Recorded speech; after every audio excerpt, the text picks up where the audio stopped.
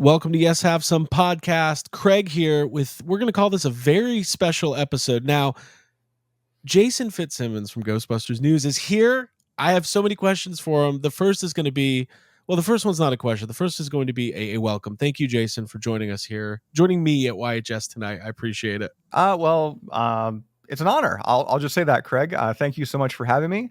I'm excited to dive in. I don't have a good idea as to what we're going to talk about, so I'm Me either. pretty excited to oh, you have no, okay, we're just going off script. Fine. We're going off script. That's great. I've been doing YHS with the gang for 8 years, going on 9. When did Ghostbusters News start? What year? We started back in 2009, so it's been 15 years now. 15 years. So yeah. Why did this take so long for us to sit down and have a conversation? You tell me. I don't know. I think it's just the creative space. You know, sometimes there's two sources of energy and they just can't come together. They just can't seem to make it work.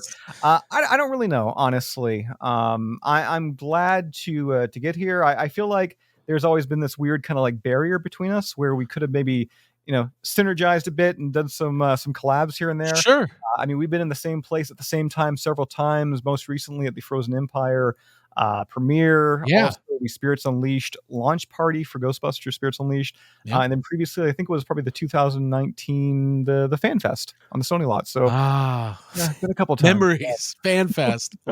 Hopefully we this might be a 2-part episode if we get to Fan Fest. Well, you're right, but from now on, we're going to talk every day. You're going to hate it. All right. No, I appreciate my mobile number. You can just start text me right after the show. So I will.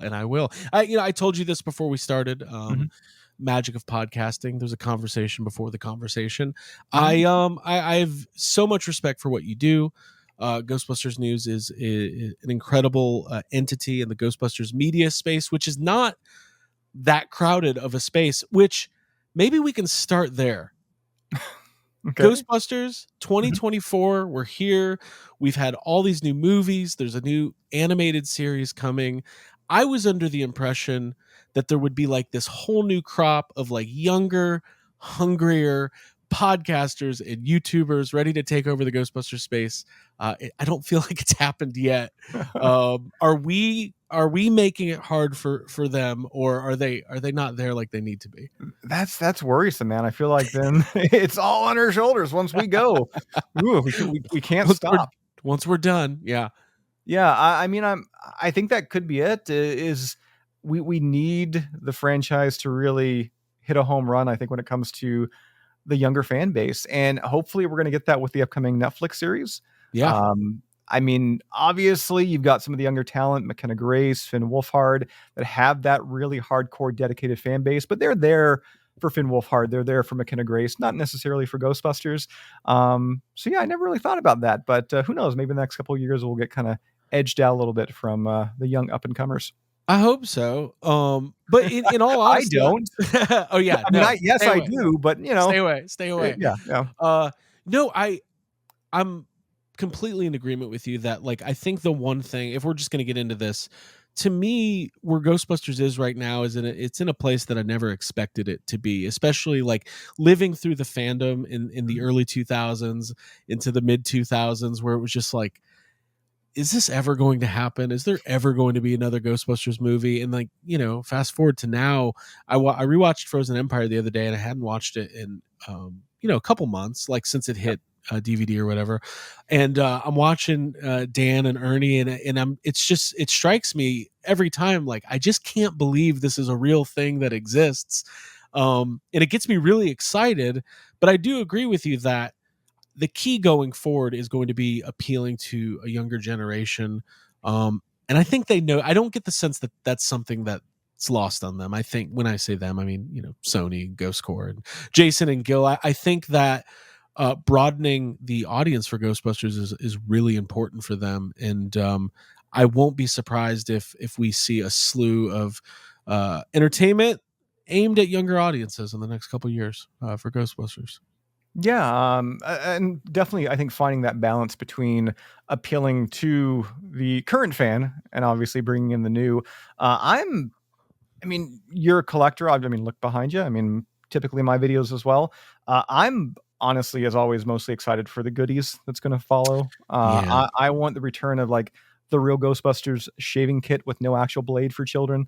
Yes. Things like that. Those kind of off the wall. That's what I always kind of find funny is when people are like, products that's been released over the past couple of years, some of the weird tie-ins. They're like, oh man, they totally jumped the shark. This is crazy. It's like, do you not remember? Like No. the No. the whole like bath and body kit for the real Ghostbusters back in the day that came with like toothbrushes and soap. Yeah, I'm staring at my soap right now. It's on the other shelf. My Ghostbusters Ecto One soap. I'm excited too. I love the Titans too. The one thing I do wonder though, because I am a fan of all these franchises and Mhm. Star Wars and Ninja Turtles and everything, and like it doesn't seem like the product tie-ins really move or matter the way they did in like the 80s and the 90s. Like it just feels like stuff hits, it's big for 2 weeks, and then like I think about, did you see Beetlejuice, the I new did, yeah, Beetlejuice movie? yeah, Yeah. yeah. That movie did really well, and for a lot of reasons, right? Kind of like hit at the right time. The nostalgia was peaking. Jenna, what's her name? Jenna Ortega is, huge following. Michael Keaton, and it's all you see is Beetlejuice for 2.5 weeks, and then it's just gone. And it's like, what is the future of the Beetlejuice franchise? Like, it might be done. Like, that could be it. Like, so I do think, you know, Ghostbusters in general has done a really good job, better than other franchises, in keeping things alive in between movies, and or at least in my opinion, really good at celebrating anniversaries, lots of merchandise. There's always a new, I mean, you cover Ghostbusters merchandise more than literally anybody in the world. There's always something new and exciting to cover from Yeah. Ghostbusters product. It's kind of strange too because like it hits at random times. Like unlike, a good example is Beetlejuice. There is just so much stuff that came along with the new film, and of course you'll see Beetlejuice merch release at Hot Topic and Spirit Halloween, like a few new items every year. But Ghostbusters has been that really weird constant where, yeah, for a good 4 or 5 years they'll dip into that same key art of Slimer and Stay Puft, and they'll throw that on almost everything. But there's some gems there. There's those random tie-ins. There's the random, line of action figures out of nowhere, the surprises. So it is surprising to kind of to have those kind of hit, and especially right now, like with the 40th anniversary. Mm. I know a lot of people were kind of upset that hardly nothing was like marked as 40th anniversary, which I mean, after seeing the 35th and having, seeing 35th anniversary stuff still on store shelves the year after, I understand why they opted not to do that. But Sure. And it kind yeah, of dates it too, right? Like, we're talking about moving a franchise into the future that appeals to a younger generation. Like, I wouldn't go around bragging that it's been around for 40 so it's years. 40 Like, years. I don't have kids. I'll probably never have them. But one thing I know about kids, they don't like old stuff. They like new No. stuff. Well, and the question too, though, I think when it comes to Ghostbusters, Beetlejuice is in a weird case because it was that long, and really all you had in terms of media was the cartoon show after, the original Sure, film, sure. right? Right. Um, but with Ghostbusters now, I don't know what kind of damage 2016 gave to the general audience, what have you. Mm. Um, but it's a weird one where, you have Afterlife, you have Frozen Empire. I enjoyed Frozen Empire. I know some people didn't. It's kind of that weird thing now of like, okay, where do you take it? If you're seeing your box office kind of drop off a little bit, Mm. where do you take it from here? Do you continue that story? Do you try something new? Do you go in a different direction? Like what's next? So there's a lot of question marks, I think. And um Yeah. I'm really hoping that this upcoming show will light that spark, and we'll see that again, that new audience, the new fandom kind of get brought into it. Yeah. I mean, I think about this in way too much, in an unhealthy way. I think about this stuff all day long. One thing that's really striking to me is, when I go back and watch Afterlife, is just how good that movie is, and Mhm. how big of a bummer it is that its rollout and release was just so messed up because of the pandemic and the delays and everything Mhm. else. Obviously, tons and tons of people have found that movie after the fact, right? Mhm. And something similar has happened with Frozen Empire. Like, if you go to Amazon.com and just read the digital, the streaming version of Frozen Empire, and look at the reviews, I mean, it's a 5-star movie. People love Ghostbusters Frozen Empire, it offers something different that a lot of main franchises or major franchises don't offer, which is like this really great comedic family experience with some like great scares. It's like the same thing that's always made Ghostbusters unique.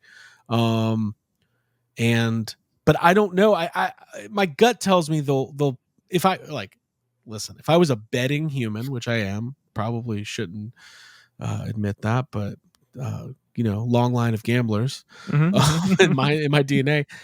My gut reaction tells me that like 2027, 2028, we get like the third in the Spangler trilogy. And that seems like it's far away, but it's really not that's not that far away. No. I think we're also like in a weird time too when and I know a lot of people like no, don't use this as an excuse because Deadpool Wolverine did huge at the box office and Beetlejuice obviously went above Frozen Empire, but I think we are at a weird time when it comes to certain particular films in terms of their box office standing, whether or not people are going to be going out to see them, family films, what have you. And I think there are some movies out there that are getting affected more by that than others. And it's not just fair to be like, okay, because Deadpool Wolverine pulled in this much, Ghostbusters didn't, so it's instantly, it failed. I don't think it's fair to look at both films under the same microscope. No, I mean, first of all, it's something like Deadpool Wolverine. That's like a cultural event, right? It's like it's something people have been looking for. You need to see it because everybody, like even if you don't like it, your friends are going to be talking about it, right? So you got to go see it. What's interesting about something like Frozen Empire, if like they're putting out a movie, they're keeping for a blockbuster, a reasonable budget of around $100 million, it doubles that.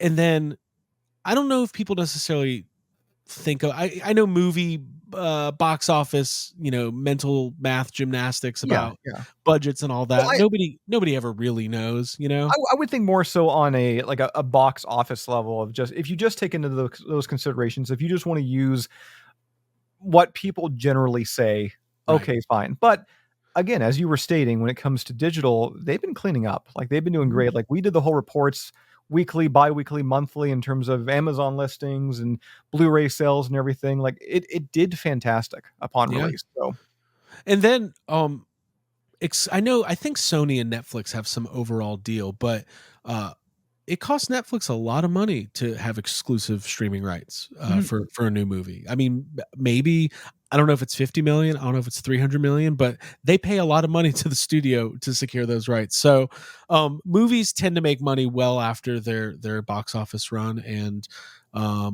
if you look at the landscape of Ghostbusters, it seems like a promising future right now in the sense that we know the animated series is coming. There's probably a bunch of other stuff in the works that we don't know about.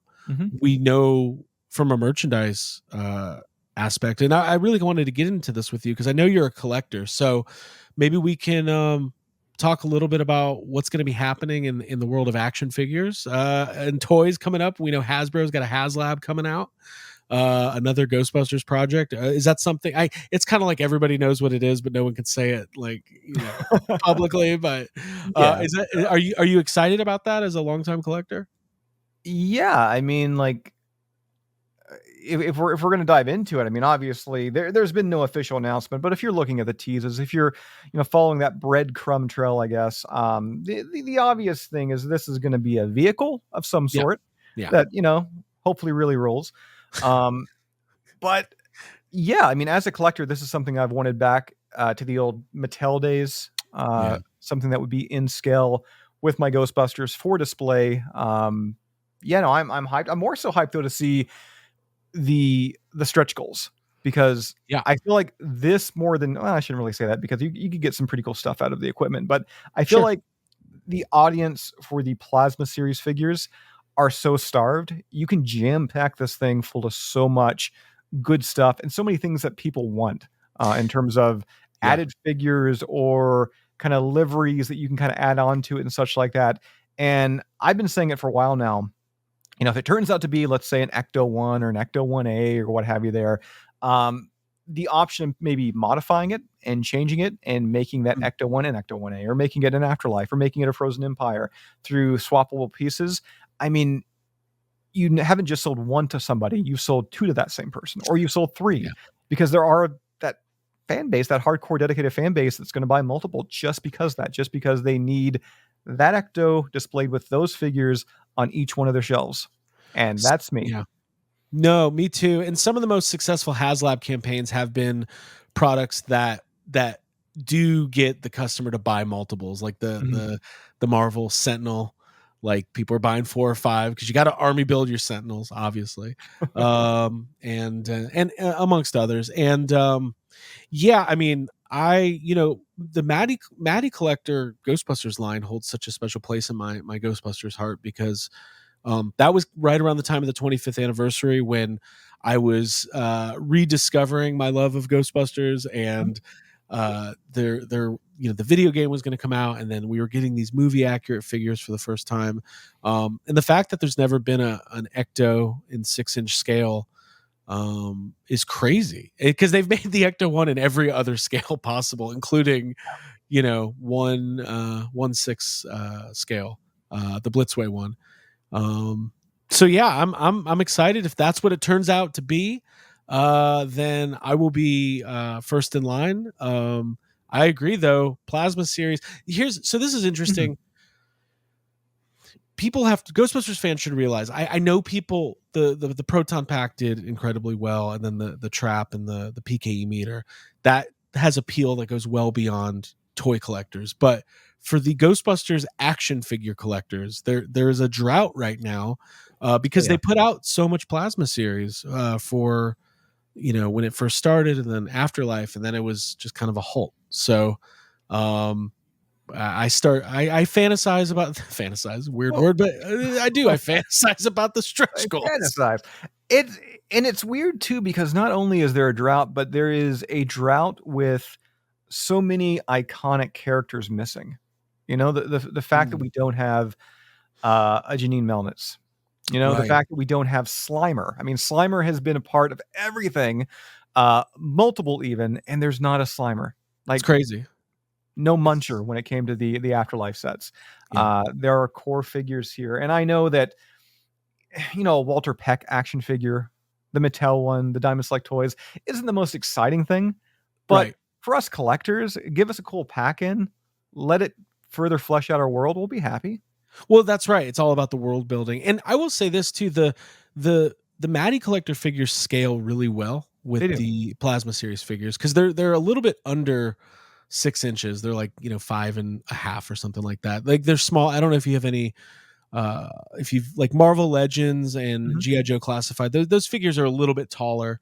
But the Maddie Collector and the I'm looking at mine now, and the Plasma series figures go really well together. So I think if it is an Ecto, even if somebody hasn't bought the Plasma series figures, they might have some of the old Mattel figures, and that's enough. Like, I feel like an Ecto 1 has appeal to modern collectors, lapsed fans, and also general toy collectors and car enthusiasts. So you hit a lot of buckets. And I mean, and kind of going with that, like if you search, let's say like the 1/6 Blitzway Ecto one on YouTube, like there is so many unboxing videos and trial videos of that thing where people are showing it off and they don't have the Ghostbusters figures. They're just buying it. Like, I want this cool piece for my collection room, for my movie room, what have you there.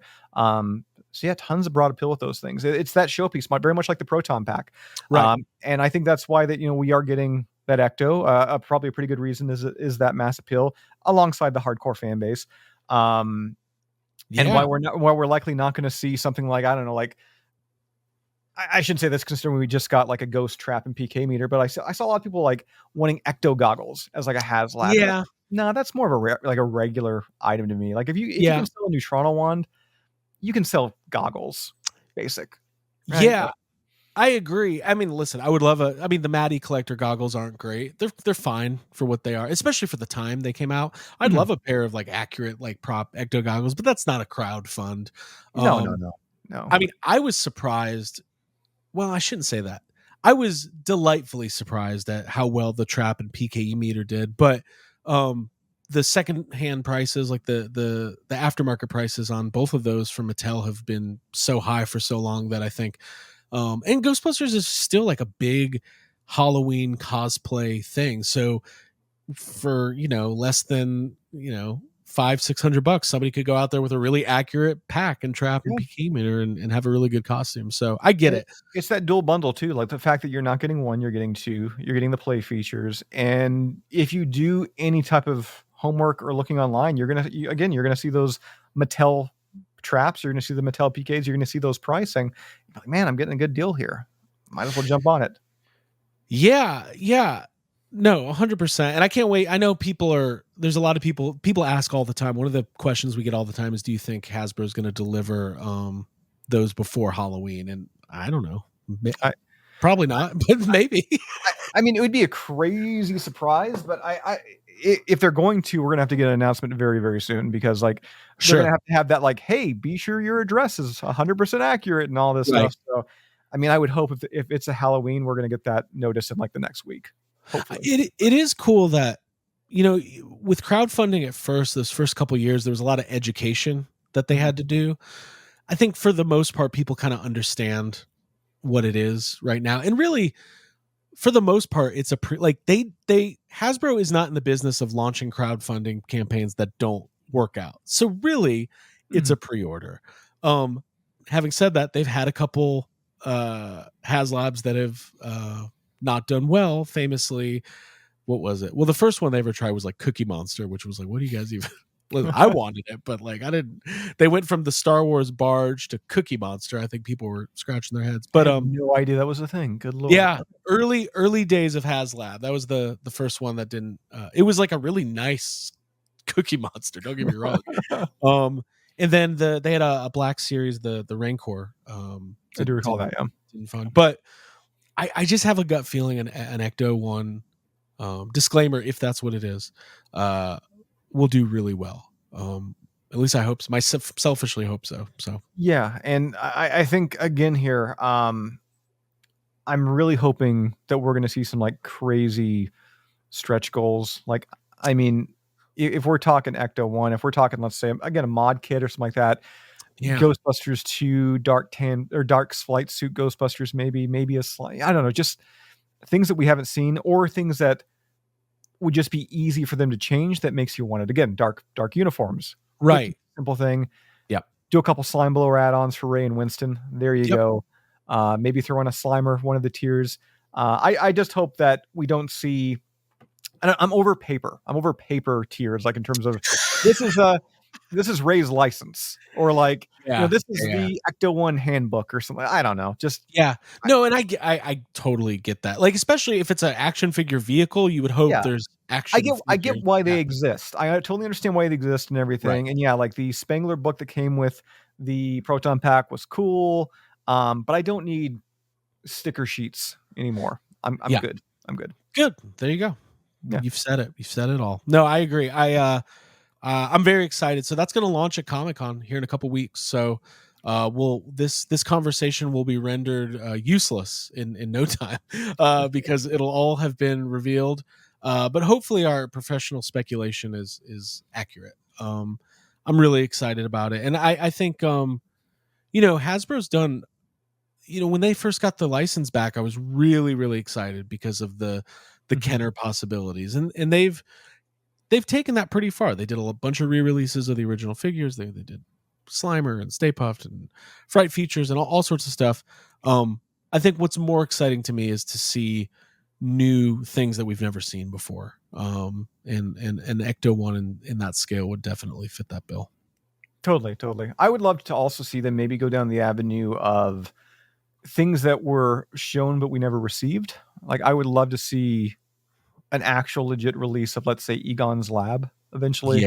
Something like that. What was the Backpack Heroes, were they called? The last series.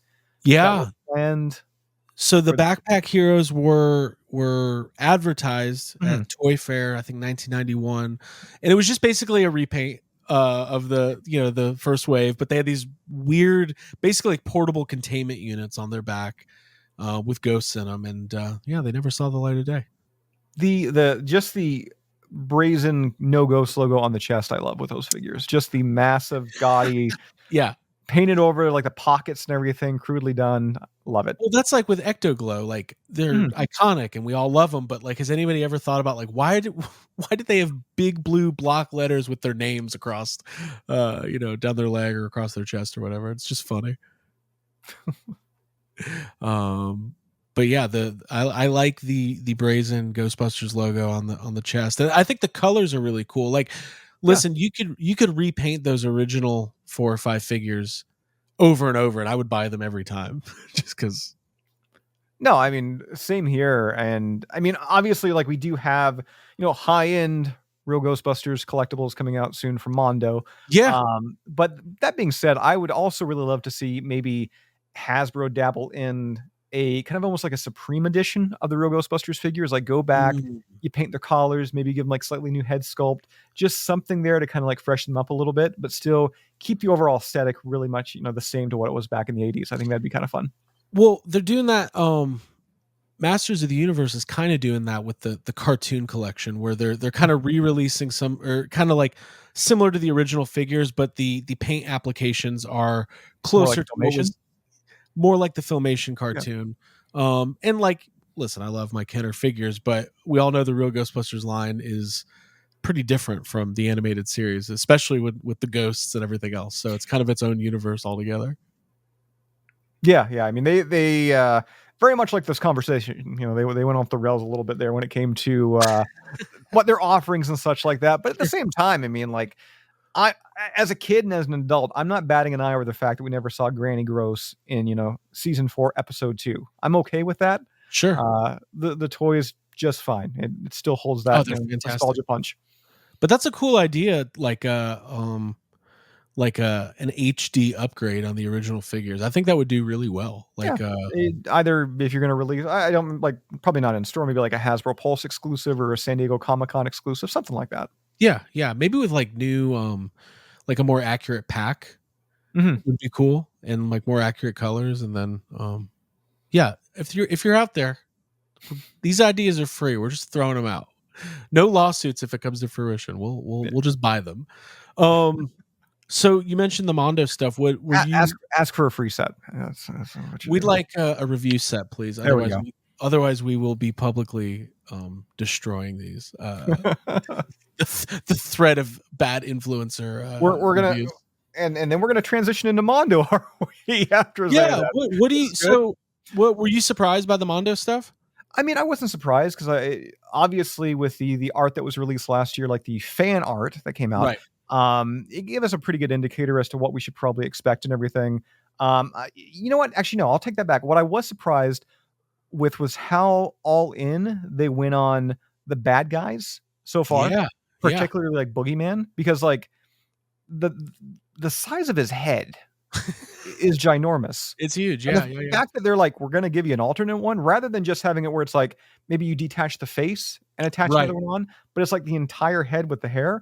That was highly unexpected. And then you're throwing in like devil horn hands and everything too with it.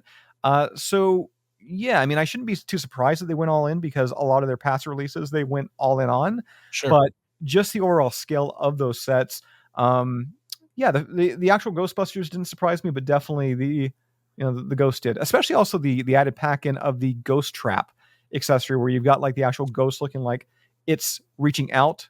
Just cool little display pieces, items like that. I don't know. They scratch me where I itch. I'm very.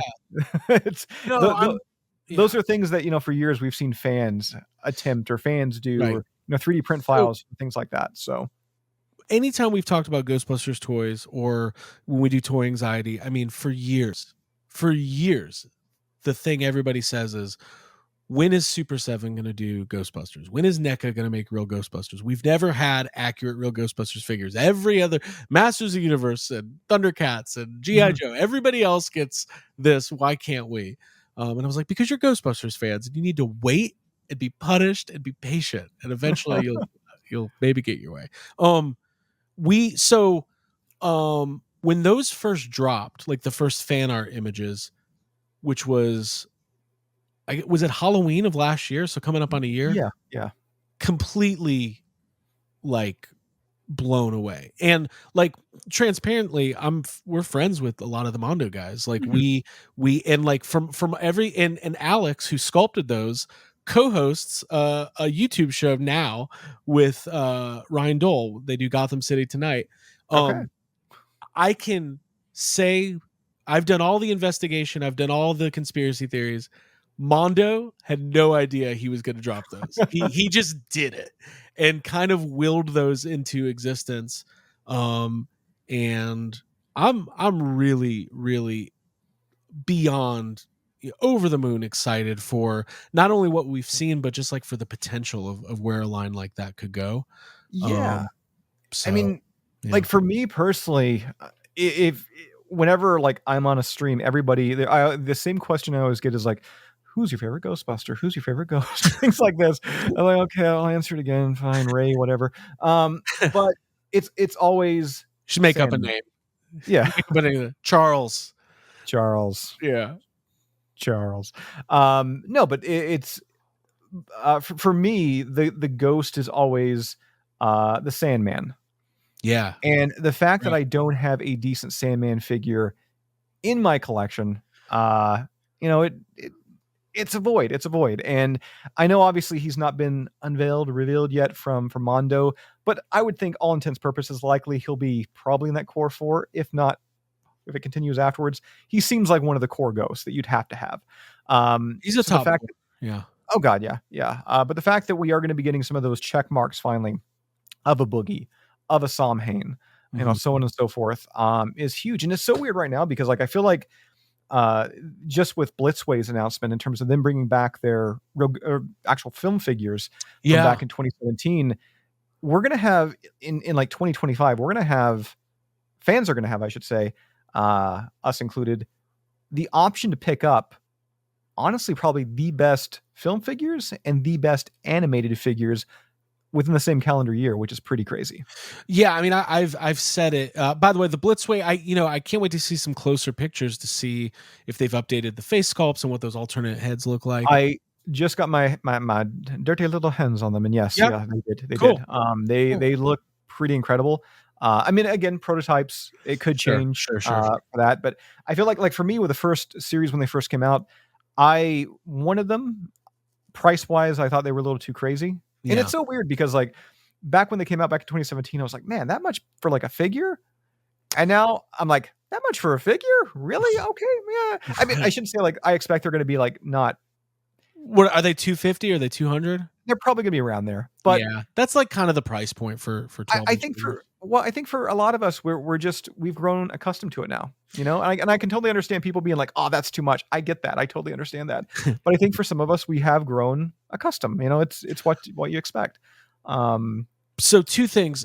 First of all, I've had that same thought. I really do believe the next couple years is going to be possibly, weirdly enough, after these two movies have come out, but coming up on the 40th anniversary of Real Ghostbusters, I think we're going to maybe see like the best run of Ghostbusters toys quality wise, and like the diversity of what's being offered in the next couple of years. It just seems like that's what's kind of being teed up. Even though like since like 2010, there has been a steady stream of product. I mean, Mattel into Diamond Select into Hasbro, and that doesn't even bring in Funko and all that. So, but I want just jumping back to Mondo real quick. There was like sticker shock, Yeah. about that. And look, anybody who knows if you know anything about licensing, you know that Hasbro is the master license holder for Ghostbusters, and for Mondo to make a line of action figures, there had to be some accommodations. That's just the way Mhm. it works. So getting away from all the boring business stuff, that I once again think about all the time. Were you? What do you think for those sets for the Peter and Sam Hain with all the accessories? Was 200? Is that more than you were expecting? Is it in line with what you were expecting? It was in line just because I was already looking on the website and seeing like similar Rick and Morty style bundle packs. And I was thinking, Right. okay, well, if you're taking the Ghostbusters and you got the proton packs and you got the Neutrona wands and the streams and the hand, all this stuff, I was expecting around there. So it wasn't sticker price, but it was kind of a thing. It was for me, I think I was more let down in the respects because I wish more people would have a chance to get their hands on them, because I know Yeah. that price point for a lot of people, it just, no, they can't do it. They won't do it. Right. And I totally get that, because these are action figures. They're going to stand on a shelf in your Sure. collection, and they're not going to really do anything outside of that. Nobody But needs them. I mean, I do, no, but no, most people don't. nobody needs it. Nobody needs them whatsoever. But at this, but I'm going to try and defend it. But having said that, But yeah, nobody uses them. But it's just something where I think I was just let down by that, because I knew immediately there were a lot of people that they're not going to be able to grab them. But at the same time, it is nice to see that they are going to be offering up the individual Ghostbusters. So if you do just want to go in there and spend whatever 400 plus tax, a little bit over that, and get your Egon, Peter, Ray, Winston, you're going to be able to do that. So that's at least something. I actually forgot about that. Yeah. And I mean, it would have been nicer. I know a lot of people were like, it'd have been better if it was like 50 or 75, but looking at them, I love when people do that. The quality, it doesn't add up. I love when people do that. Like they figure out how much they would be willing to spend, and they're like, it should be $42, not a dollar more. Well, I mean, I will admit, do I think that the price is inflated more than it should be? I think that there is, definitely. But as you brought up, there is a whole licensing side of this. Yeah. That I think they're that price point, especially with what is like 201. There's a reason behind it, right? Sure. So there definitely is. And like, that information will never be public, and it really shouldn't be, because at the end of the day, it's like, this is supposed to be fun. And like, I'm very in tune with like the world of toys and collectibles, just by the nature of and I don't buy 90% of the things I want to buy. I'm never one of those people who's, when something's more expensive than I can afford, that I don't get mad. It's just like one of the, like, here's a piece of truth. I want the Jazz Inc. 1989 Batmobile, but it's $1,600, and I can't do that right now.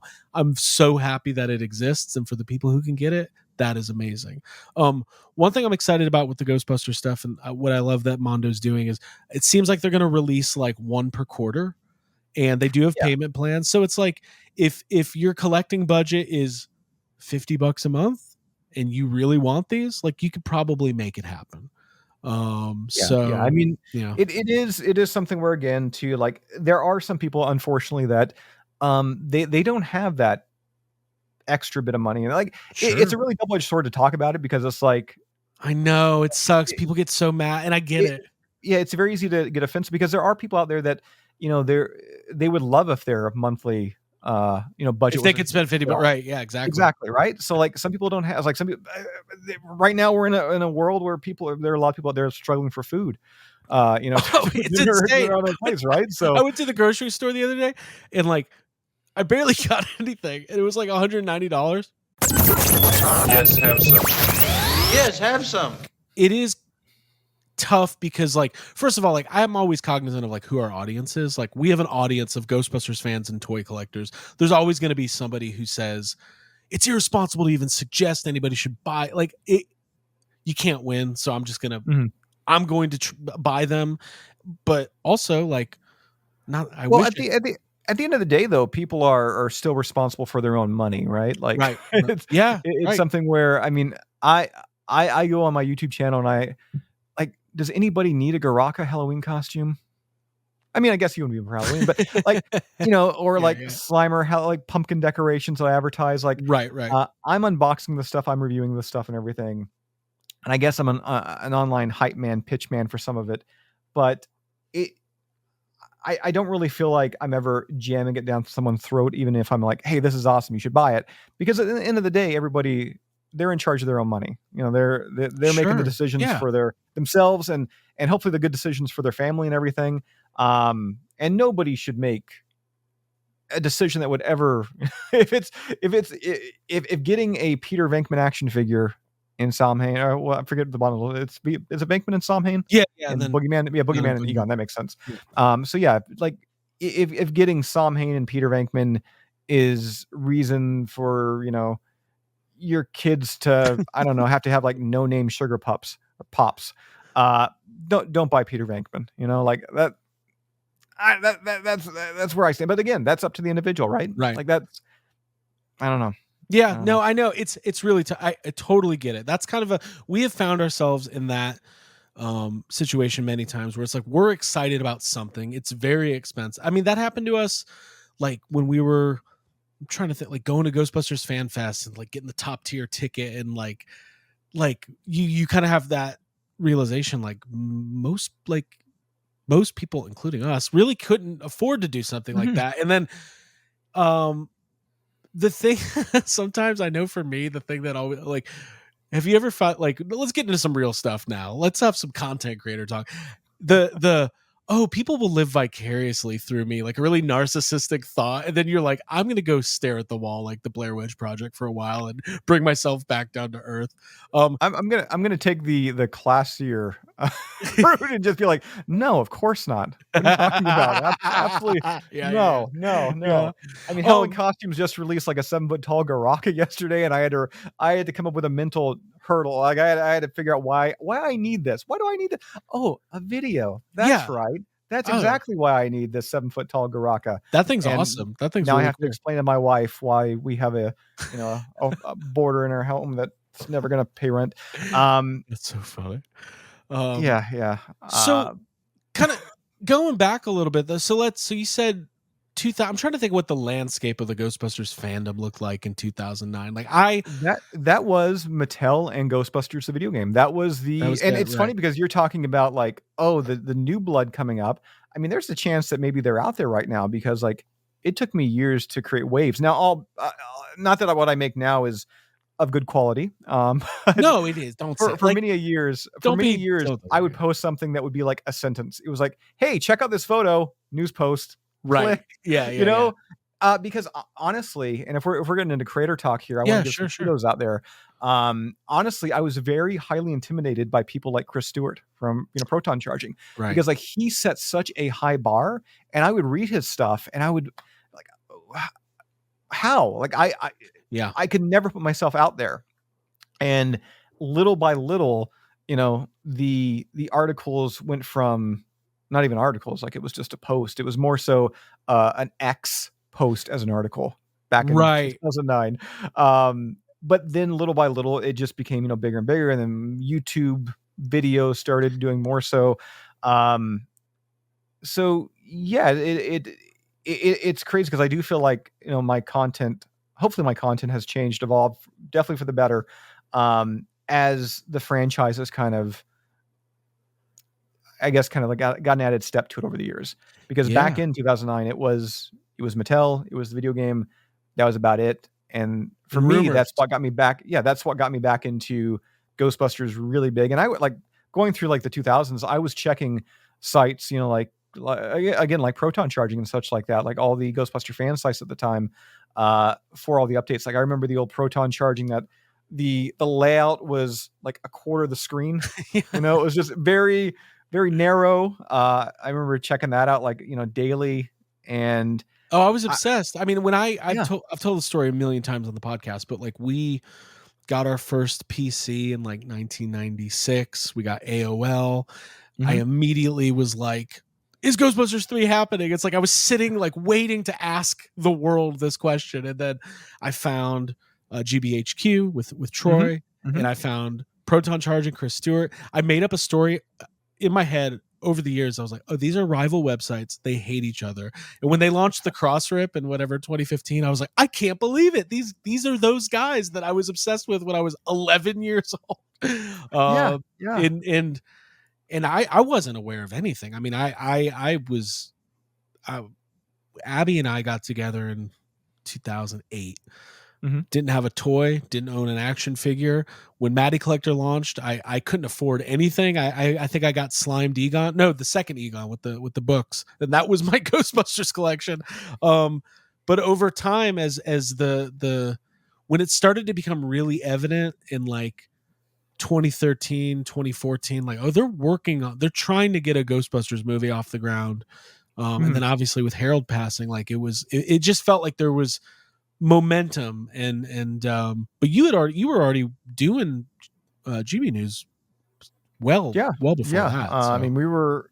Yeah, it was going on. Like I remember it's unfortunate when like I go back through the records. I mean, it's so long now that some records I just no longer have. But I remember the day that Harold passed away, and like that was, and it sounds, it's not the best sounding thing, but like I remember seeing such an influx of the audience, like just following Harold's passing, and I think that was very telling, obviously, that there was still life in the franchise, even though such the surrounding and like everything that was happening at the time, that people really, they loved Ghostbusters. They wanted to see another Ghostbusters, but at the same time, they're paying respect to Harold. And then what's weird is I remember back in like 2015, or maybe it was 2014, 2015, whenever the news started to spread about the reboot. And I remember like the first time I heard, like I think it was my wife. And again, I'm running Ghostbusters news at the time. And she's just like, so I heard they were doing a Ghostbusters with all women. And, but this is before big, like this is just like, this was months. Like this was just like that very first, like first little rumor. Yeah. And I was like, that's not going to happen. That's not real. That's not real. You're like, I run Ghostbusters news. I would know. You don't know. I remember shrugging it off, and I think it was just all those years of like Dan. I was like, oh, Dan's on Canadian television again talking. He's just out there being like, oh, we're making a new movie. We're writing it right now. I know. I've always wanted to put together a super cut of every time he said that. Because I've watched all those interviews so many times, just countless times. He was so excited. He was so just giddy. But yeah, no, it was something that like I didn't even like. It didn't feel real when it was taking place. When it actually happened? And then the fallout from that, and then going into Afterlife and now Frozen Empire and everything. Again though, going back to the creation aspect, it's been such a weird growth in terms of going from and very much Ghostbusters News is very much a fan site. No endorsement from Sony Pictures or anything, but hey, Eric, if you got my number. But do you know the story I mean, this is a tangent, but do you know about the Mission Impossible podcast? That was a fan podcast. And what's the director of those movies? Christopher McQuarrie. Is that his name? Sure, we'll go with that. He found there was this fan Mission Impossible movie podcast. It was just like a fan pod, like YHS or Crossover or any of this. And Christopher McQuarrie found it. He liked it and got Paramount to buy it and make it the official Mission Impossible podcast. And I was like, that's how you do it. That's pretty cool. That's pretty cool. But then Sony was like, we don't have budget for things like podcasts and YouTube shows. But at the same time, though, like, I mean, I know with like, and this is obviously things I think that would never happen. But, I know obviously like you guys did the Firehouse Fridays earlier this year. Yeah. You've worked with the Beast directly, I shouldn't say Beast, but you've worked directly with him. And I have as well. And I know sometimes when it comes to the approval process, like it's long, it's strenuous. So I would imagine if, Ghostbusters News, YHS, what have you, we ever inked some deals out there, you would expect episodes and updates to come through probably a little slower. They're going to have to go through some extra channels. Well, the first thing that would happen is everything you've ever done would be wiped. We're starting over. We put out a video yesterday for International Podcast Day that we did with Logan Kim. Mm-hmm. That video has been edited since May of 2023. It was supposed to come out last podcast day. So yeah, things take time when the red tape is in existence. But it is fun though. I always feel privileged to be able to work, do something kind of like in a semi-official capacity, because it for me it's like a little bit of like that stamp of approval, like we created this thing out of nowhere and it has become a thing enough that we could do something like this. And like I know for you, like you've been doing it for so long. I think the thing that's interesting for me is how much YouTube has evolved just in general. like the Yeah. YouTube beast, and trying to navigate that. Like I'll never forget, like we started we started Yes Have Some in 2016, and like shortly after we're like, we're not just a podcast, we're gonna have a YouTube channel. And we did like a video of Abby reviewing some of the Answer the Call toys. Our first YouTube video we ever did got like 26,000 views in like a week. And I was like, got this figured out. And like, it's like, we've been struggling since to get back to it. Like we somehow accidentally found the algorithm our first try. And it's really hard. Like it is impossibly hard. There is no, I don't know, like you can think that you've got the sexiest looking thumbnail in the world. You can think that title is just right. You can make sure your video goes over 8 minutes so you can do that nice little mid-roll ad. Yep. And all of it means crap in the end. For depending on that video, depending on that content, what have you, it's so random. And it's honestly too, like as a creator, like it can be discouraging at times. Like when you crank out, if you spend, let's say, a full day recording a video, recording, editing, splicing, writing a script, what have you there, and you turn that thing out and it gets 1,000, and when I say, okay, only 1,000 views, only 2,000 views, I know there's some people out there that are like, they would kill for that, right? Sometimes they would. but then you make a like I make I shouldn't say stupid, but I make like a throwaway 2-minute long news video, and it's like, hey, here it is, and I'm right here. If you want to know, like, pull back the curtain. When I'm doing a news video, typically this is where I am. Right. Hey, everybody, this is today, Garaka, 7 foot tall, buy one, great. And you shoot that video out, and it gets like 10,000 views in a matter of a day, we'll say. And there was no effort behind that. Oh, right. I shouldn't say that sounds kind of no, but bad. You're right. Some of our lowest effort stuff has taken off, like, and and it's also a thing too. I don't know if, like, because you guys are obviously very opinionated on the podcast and everything, so you have that kind of, like, you have your character out there. People watch you because of you, right? Sure. So like for me, there was a very slow burn in terms of finding out who I am for my videos, because who I am for my videos, I think, is who I am in real life. But I think when I first began, it was, I have to be somebody else. I have to be a reviewer. This is just him out. And I think I was looking at other people for inspiration, and like one of my biggest influences when I even starting the site, even though he didn't do Ghostbusters, was back in the day Matt from Dinosaur Dracula. Yeah. Like he would do his Halloween countdown, and like he would be very kind of like off tilted and off the wall and kind of like very random. And like I'll admit, there's some early videos of mine where I'm just gonna take that routine, just copy, of course, just repurpose it. It's working for him, right?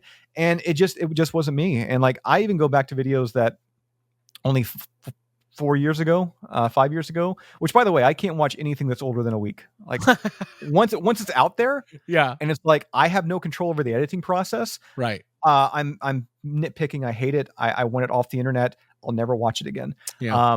But going back like 3-4 years ago, like I need some kind of medication. I need something to perk myself up, because like I'm doing these videos and I'm just, the lighting's off. I look like I'm pure white. Like visually, I'm doing nothing to help my skin tone.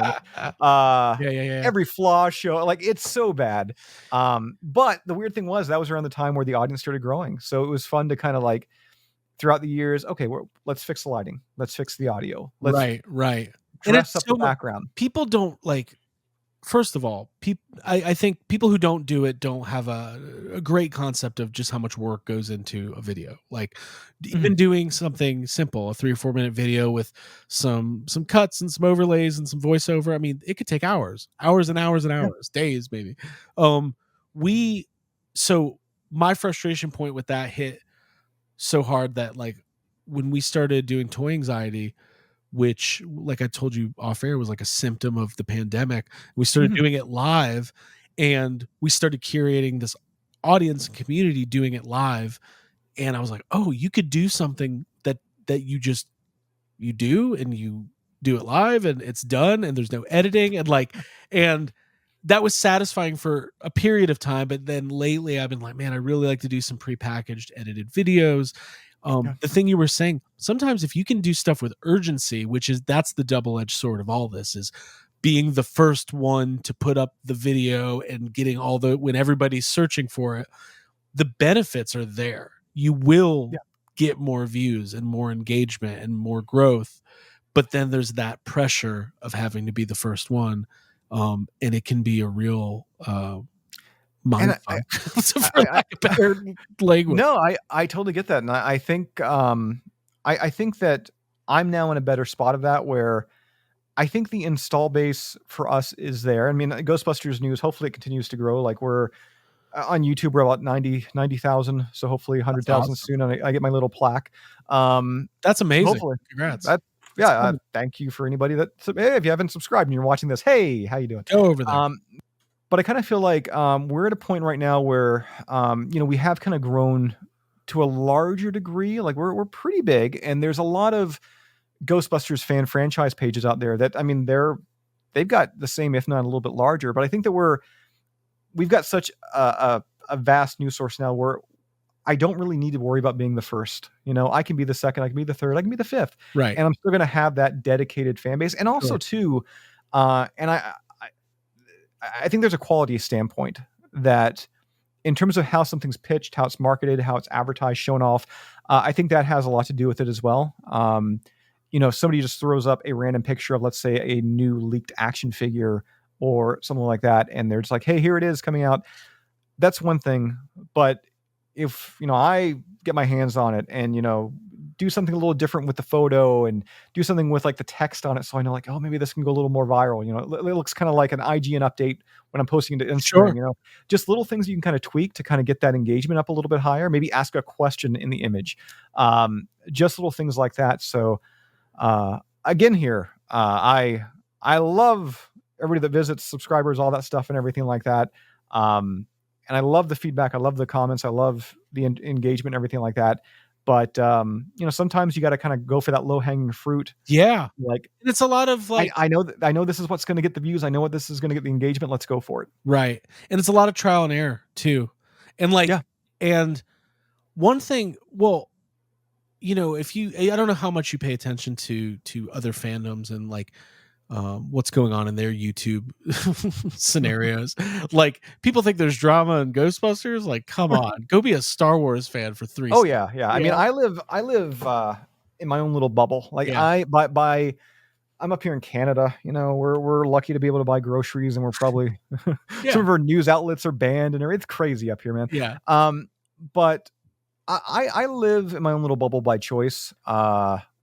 I'm the last to find out by a lot of things in terms of things that aren't Ghostbusters typically. Right.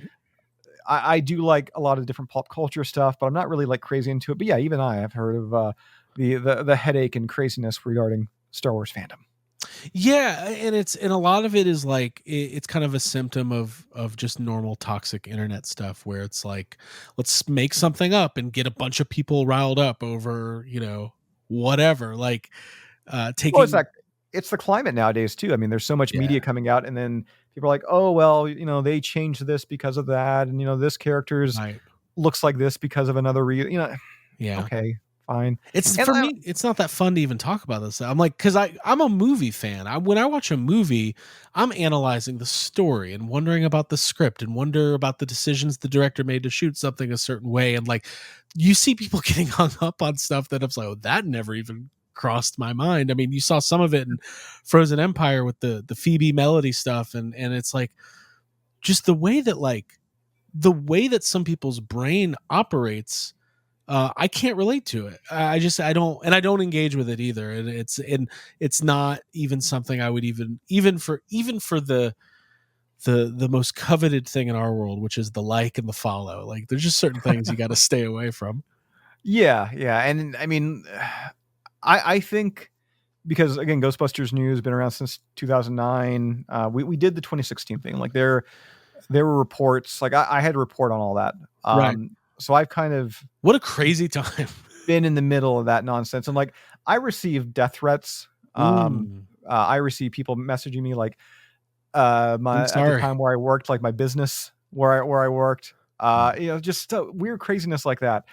just for reporting on the film. Yeah. So there was some nonsense that kind of came along with that. But I think luckily for me, I think that's made me better for recent things where I'm just like, you know what, I'm just not going to engage. Right. I'm okay. Well, And I found that's the best thing to do. what happened with us with 2016? So 2016 was part of the reason we started the podcast, because it was like, well, let's lend a voice to this conversation. And I mean, it was a good time for you guys too, because like obviously there was that, and then you guys, both you and Abby, you were like, they had the Ghost Heads documentary too. So there was. Man, do you want to have that therapy session right now? I know. But I'm just saying, from a standpoint, you guys were on Netflix, right? Like we were. People could be like, and they'd be like, hey, who's this Craig Goldberg guy? Who is he? And they Google you, and they're like, hey, not only do I like his beard, but I like his podcast. So yeah, Ghost Heads. Wow, that's a name I haven't heard in a long time. No, I've talked about it.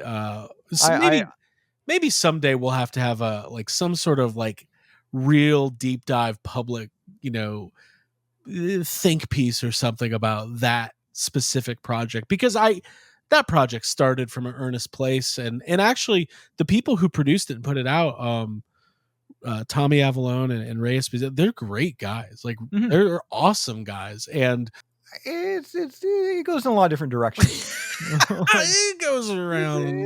I did some interview bits for that, and then I got an email back being like, hey, your audio's a little off, can you record?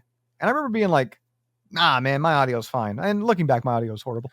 But at the time I was like, nah, my audio's fine. I'm not going to do this. And then I didn't submit anything. And I kind of wish. It's really funny too. I've heard people say like, well, I submitted stuff and they didn't use mine, so therefore I hate that movie. And I'm like, you want to trade? You can get in if you want. I'll take my stuff out. In all complete honesty, I was excited for Abby to share her story, and we were kind of new to all of it, and it's just like, it is what it is. It's a little timestamp. It takes me back to a fun time. It's, and looking back at projects like that and everything, I mean, like right now there's talks obviously of was like the Toys That Made Us doing a real Ghostbusters episode, and it's like, hey, you know what, guys, you got a toy room, I got a toy room, right? We like talking Ghostbusters. I mean, like if that would be cool. That'd be cool. Exactly. If you could have like another like opportunities like that, like those timestamp opportunities, they're amazing. They're totally amazing. Yeah, and honestly, like there's been people who've reached out to Abby before, like, hey, like I had a drinking issue and you helped me, and whether or not that's true, like I hope it is. Well, I don't hope they had a drinking issue, but if they do, I hope if and it's like anything, and like I'm sure people reach out to you all the time and say, hey, like I just really appreciate your content, and like that means a lot to me when people reach out and say like, hey, like I was having a shitty day, I listened to the podcast and it helped me. Like totally. That's cool. And I'm always just like, cool, man, just like throw me $20. Here's my PayPal link. Just 50 would be great. Yeah. I got about how am I gonna get these Mondo figures if you don't, cough it up?